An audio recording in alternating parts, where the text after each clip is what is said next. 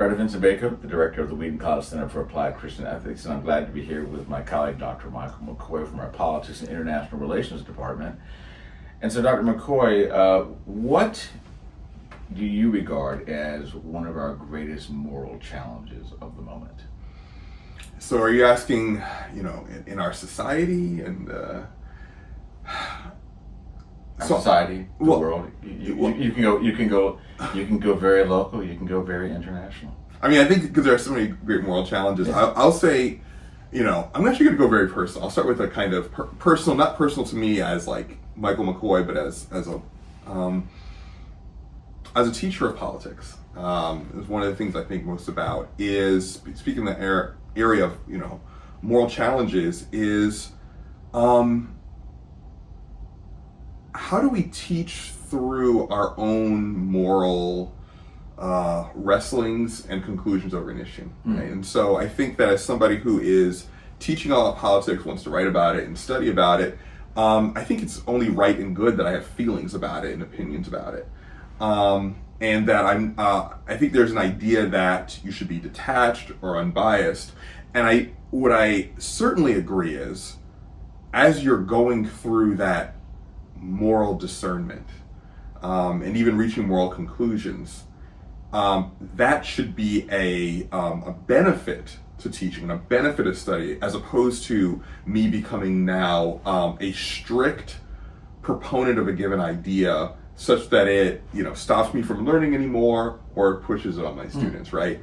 And so I think the challenge of how do you passionately and morally engage with an issue while still having an open hand and an open mind to learn more, to receive pushback, to teach different views to students. I mean, because I do think of myself first and foremost as an educator, and so anything I'm learning or writing on, I always think about, if I was in the classroom, what would I say about this? And then there are some issues that are broad enough international politics that's not really a struggle, but then there are some issues that are hit close to home. We recently, our department held an event about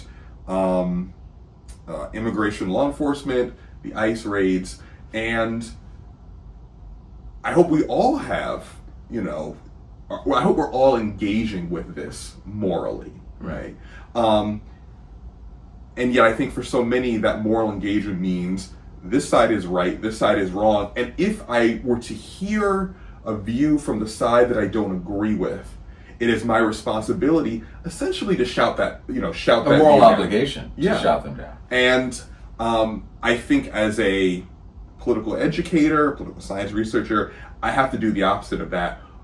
But I think a lot of times people think the opposite of that is, okay, don't reach a moral conclusion. Well, right. That's no. I refuse. The sort of you're just a describer of objects that are out there in the world. No, exactly, and as though I've never thought about them or never engaged with them. And so, if I were to take that personal challenge and then brought it, I actually, I think that we all have that moral challenge, right? I think we all have the moral challenge of engaging in our fullness of person, right, with the mind and the heart, while also continuing to be learners, be listeners, not just be considerate for the sake of some detached Christian value of saying, well, let me just be civil, right? But no, for the actual genuine Christian value of curiosity, hospitality, let me continue to learn. So and so one of the things I've learned to do with that is actually to lead with where I'm coming from, to lead with saying, like, you know what, I'm really bothered by mass police officers. I'm really bothered by anonymous prisons that are not, that I don't see as having enough oversight. I think this is a real problem. But other people don't agree with me, otherwise the policy wouldn't be there. Those of you who, like, I now actively, because I'm interested, I have a genuine curiosity, how do you reckon with mass police in a way that's, to me, counter to all the ways we've done law enforcement? And I'm genuinely curious about that answer, right? I'm not saying I want to, so I have a setup for a fight. Like, I'm genuinely curious about learning more. And even so, I think in the same way in the classroom, it says, like, here are the, here are the issues. Like, here's how I've come down on this, or at least this is where I'm at on this. Here are also the biggest questions I'm wrestling with. And so the biggest questions I'm wrestling with, for instance, on this issue would be, but law enforcement is a challenge, right? This is a big issue. We do have to enforce the law. If our problem is with the law, are we directing our anger in the wrong place? We're directing it towards ICE? Should we be directing our emotions towards our legislators that says, hey, change the law, or different law enforcement? Right. So I think also keeping that full view of, okay, I've reached a moral conclusion. I'm comfortable with my moral conclusion, but not so comfortable that I'm complacent with my moral conclusion, as though I'm certain I'm right, I'm certain you're wrong, everything you have to say is wrong, and let me just either turn my back to you or raise my voice until you realize that I'm right, and then I will allow you to be in my moral presence, right? I think that's one of the biggest problems of our politics. Do you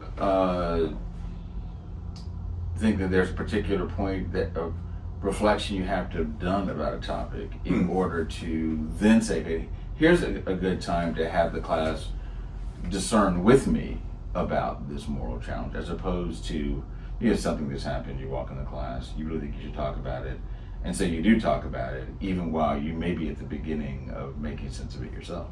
So, and what, the intellectual conclusion I've reached on that question is actually, in all things, be as transparent as is appropriate, right? I mean, you don't have to be transparent with literally every thought you have, right? And so some issues, I actually might even say, like, this one I haven't thought of. It's like, this is an issue, it's an important issue. I admit I haven't thought about it that much until now, right? This has not been a front of mind until now. Or actually, being an international relations professor, there are certain areas of international politics I just tell students, like, this isn't really the area I study as well, so I know it this far. I don't know it as well as this issue, so this is what I know.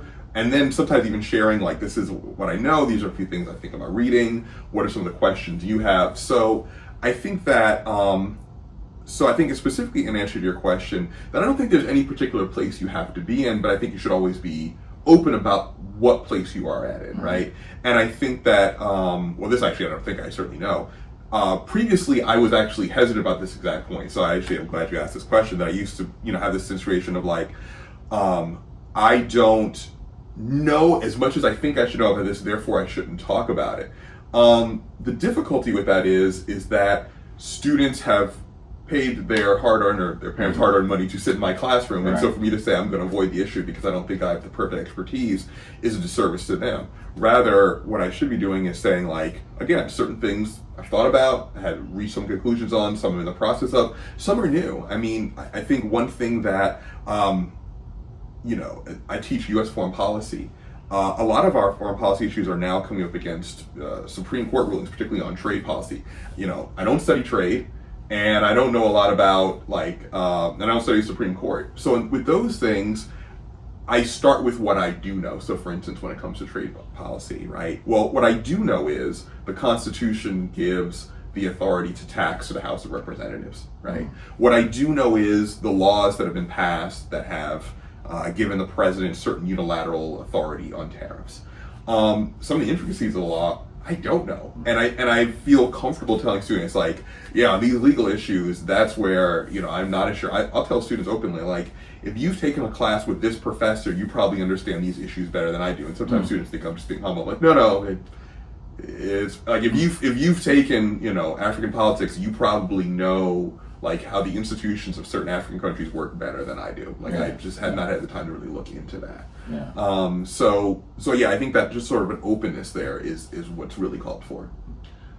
In the climate that we're in, where really no matter where one stands, a person might be nervous about walking through this discernment because, sometimes you have people who strangely share what happened in class, and then they share part of what happened in the class, and then it becomes a political football, depending upon whatever mileage a pundit might want to get out of it for a while, and then then of course, given the nature of the cycle of these things, and then people move on. But how do you decide or think about sharing how you're processing things in a climate where there are other voices saying, from either side, well, if somebody says X, you can just, it tells you what the whole game is. And then, of course, there are people who then proceed to, again, get mileage out of that in the outrage economy, if you will. So how do you think about that? Or do you just do what you do and not worry about that we have that reality? I mean, it's honestly, it is more the latter, but I think now it's just become almost muscle memory. But first off, it is actually that, right? First off, I think you just have to accept that the world is what it is. And so my general principle on that, which I think has now become almost a kind of muscle memory for me, is just don't say anything that you couldn't be able to defend if it did go beyond the classroom. I think that I do believe the classroom, to a certain extent, should be a kind of, sacred is a little too strong a word, but like a sacred space. Like, this is a place where, if we're in this environment of talking, we should have the freedom to share views. But if someone did say, like, Dr. McKoy said this, which has happened, right? I want it to be whatever is repeated that I said. I want it to be thus that I could still defend it outside the classroom. Now, I would lead with, depending on how it was framed, okay, that was taken a bit out of context, but since you heard this, I was like, let me now give you the context. But I do think it's my responsibility as a professor that, I should be, it's a class full of other people. Those people are learning. They should, and if they want to share what they're learning, well, isn't that what we want? And so if I were to then complain like, oh, I said this in a class, how dare you, say it outside the class, that's actually in some ways a bit odd. And so I think therefore I have a responsibility, don't say anything that I wouldn't want repeated. And again, I do believe the person repeating has a responsibility to put it in the right context. And if I heard back someone said, like, I heard you said this. Now, I'll tell you what though, here's the funniest thing. I've had people say things that is just tell me that I said things, I'm like, I actually literally didn't say that. There are some cases where I did not say that. I think the craziest one was a student once said that he remembered me making a certain statement in class. And I said, that never happened. And he went, no, don't you remember? And he then referenced another student who I was responding to. And I looked at him and I said, that student's not even in the class. And he's like, what? I said, yeah, that student wasn't even in the class. That didn't happen. He's like, I could have sworn it happened. I said, I can't. I was like, I can tell you that didn't happen. So I think, and so certain ways you just have to accept that, that's just part of life. But I think we all have a responsibility to bridle the tongue. And I think that's bridling the tongue both in what I say and then for others what they choose to repeat and how they repeat it. So to wrap it up, what would be one thing you would encourage those watching this to do in terms of their own moral discernment around the issue you're discussing? I will say something that I think we hear a lot, but it's so important.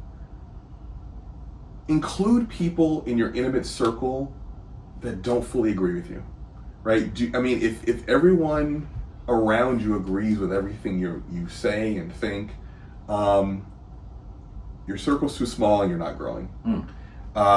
Don't be afraid to be around people who have had different experiences of you that think differently. What I would further though encourage with that, right, because it's not just a sort of, but your relationship with a person who's different, you shouldn't be based on what they're different about you, right? Because that's not a real relationship, right? So real relationships are based on, real commonalities and that's how it exists in a real community, but that community should have a diversity of experiences and perspectives because that's literally how we learn and grow. And if we just, and again, if we have just created a community of clones, then we stagnated. And so I think that's how we, that's how we continue to grow and mature and develop. Well, Dr. McKoy, thank you very much. I really appreciate it. Thank you for having me.